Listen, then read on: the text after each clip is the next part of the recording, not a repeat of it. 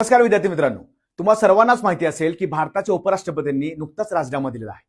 मग जेव्हा इतकी मोठी व्यक्ती असते, इतकं मोठं पद असतं, तेव्हा आपली ही जबाबदारी बनते की आपण त्या संदर्भात स्पर्धा परीक्षेमध्ये तुम्हाला प्रश्न विचारले जाऊ शकतात. मला लक्षात ठेवायचं की हे जे आपले उपराष्ट्रपती आहेत त्यांचं नाव आहे जगदीप धनखड. यांच्याबद्दल आपण थोडक्यात माहिती घेऊया. मित्रांनो, लक्षात ठेवायचं आहे, राजीनामा 22 जुलै 2025 त्यांनी दिला होता. ते भारताचे 14वे उपराष्ट्रपती आहेत. हा सगळ्यात महत्त्वाचा पॉइंट आहे. त्यांनी शपथ कधी घेतली होती तर 11 ऑगस्ट 2022. आता लक्षात ठेवायचं, त्यांच्या विरोधी उमेदवार कोण होता उपराष्ट्रपती या पदाला?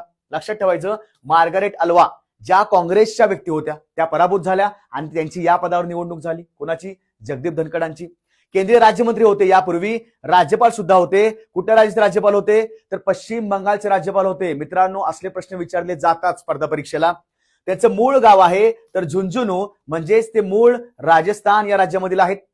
पदावर असताना राजीनामा देणारे हे तिसरे उपराष्ट्रपती आहेत. मित्रांनो, लक्षात ठेवायचं आहे, खूपच महत्वाचा विषय आहे चालू घडामोडीमध्ये. पुढे बघूया आपण. कलम 63 मध्ये या उपराष्ट्रपती पदाबद्दल माहिती सांगितलेली आहे. म्हणजेच लक्षात ठेवायचं, जो उपराष्ट्रपती असतो तोच पदसिद्ध राज्यसभेचा सभापती असतो. लक्षात ठेवायचा हा एक मुद्दा. कार्यकाल असतो 5 वर्ष. पदरिक्त होतं. जर पदरिक्त झाल्यावर 6 महिन्यामध्ये निवडणूक लागून त्या संदर्भात त्या पदावर नवीन व्यक्ती येतो. निर्वाचन कोण असतात?